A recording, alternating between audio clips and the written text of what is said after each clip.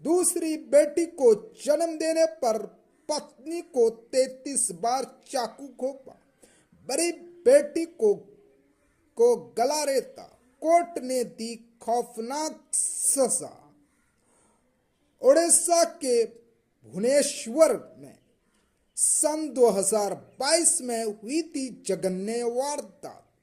संजीत दास नाम के व्यक्ति ने अपनी पत्नी सरस्वती के नृशंस हत्या कर दी थी और नन्ही बेटी की भी जान लेने की कोशिश की थी।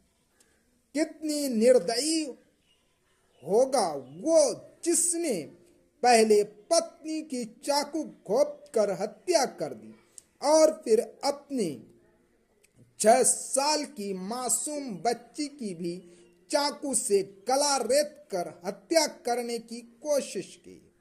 इस नृशंस हत्यारे ने अपनी पत्नी को 33 बार चाकू घोंपा था। ये हत्या जिस कारण की गई वो कारण भी अत्यधिक घृणित है। हत्या का कारण दूसरी पुत्री का जन्म था। इसी वजह से उसने पहली बेटी की जान लेने की कोशिश की थी। इस जघन्य अपराध के लिए जिस तरह के न्याय की उम्मीद की जाती है वह पूरी हुई। हत्यारे को अदालत ने मौत की सजा सुनाई है। उड़ीसा की राजधानी भुवनेश्वर में 2 साल पहले अपनी पत्नी की हत्या करने और अपनी 6 साल की बेटी की भी जान लेने की कोशिश करने के जुर्म में अदालत ने एक व्यक्ति को मौत की सजा सुनाई है। अभियोजन पक्ष के मुताबिक 9 जून 2022 को दोषी 46 साल के संजीत दास ने अपनी पत्नी सरस्वती को भुवनेश्वर के घाटिया किया इलाके में अपने आवास पर 33 बार चाकू घोंप कर मार डाला था। अब उसकी पत्नी ने अपनी दूसरी बेटी को जन्म दिया था। सरस्वती एक निजी अस्पताल में हेड नर्स थी। संजीत ने अपनी 6 साल की पहली बेटी का भी गला रेत दिया था। हालांकि वो बच गई। संजीत को 10 जून 2022 को गिरफ्तार कर लिया गया था।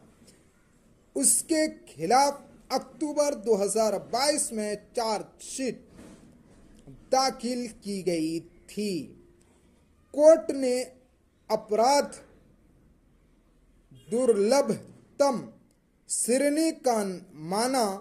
भुवनेश्वर की द्वितीय अतिरिक्त सत्र न्यायाधीश वंदना कर की अदालत में गुरुवार को फैसला सुनाते हुए अपराध को दुर्लभतम श्रेणी में नाम जज ने कहा, इसलिए दोषी के साथ कोई नरमी नहीं बरती जानी चाहिए। ये अदालत दोषी को मौत की सजा सुनाती है। उसे माननीय उड़ीसा हाईकोर्ट कटक से पुष्टि के अधीन उसकी मृत्यु तक गर्दन से लटक कर रखा जाएगा। अदालत ने कहा कि उसकी पत्नी की हत्या के पीछे का मकसद दूसरी लड़की का जन्म है और यही कारण था कि आरोपी ने अपनी पहली बेटी की हत्या करने का भी प्रयास किया।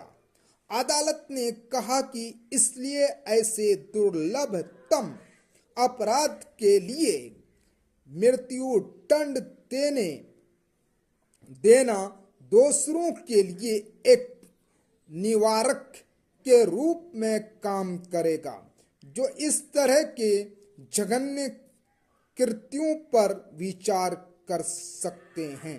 फांसी के साथ आजीवन कारावास भी अदालत ने दास को आजीवन कारावास की सजा भी सुनाई है। दोनों सजाएं एक साथ चलेंगी बशर्त कि दोषी को संशोधन, परिवर्तन, छूट या क्षमा प्रदान की जाए। 6 साल की बच्ची की हत्या की कोशिश पर टिप्पणी करते हुए अदालत ने कहा कि वह बच्ची, जिसे भारतीय कानून की व्यवस्था अब फिल्मों में ऐसी भयावहता दिखाने की भी इजाजत नहीं देती, उसे अपनी आंखों से ये सब देखना पड़ा जिसे छोटा भीम का आनंद लेना था। वो अदालत ने कहा 6 साल की वह बच्ची जो गर्व से वंदे मातरम गाती, उसका गला उसके ही पिता ने बेरहमी के साथ काट दिया। वो बच्ची जो शायद छोटा भीम और डोरेमोन देखने का आनंद लेती, उसे अपने पिता द्वारा अपनी मां की जघन्य हत्या देखनी पड़ी। अदालत ने कहा कि पीड़ित बच्ची के उस गहरी पीड़ा को नजर अंदाज नहीं किया जा सकता जिसे अपने पिता द्वारा अपनी मां की हत्या का गवाह बनना पड़ा। उसका घर, जो उसका सुरक्षित ठिकाना था, अब अकल्पनीय भयावहता का दृश्य बन गया है। इससे उसकी सुरक्षा और विश्वास की भावना टूट गई है।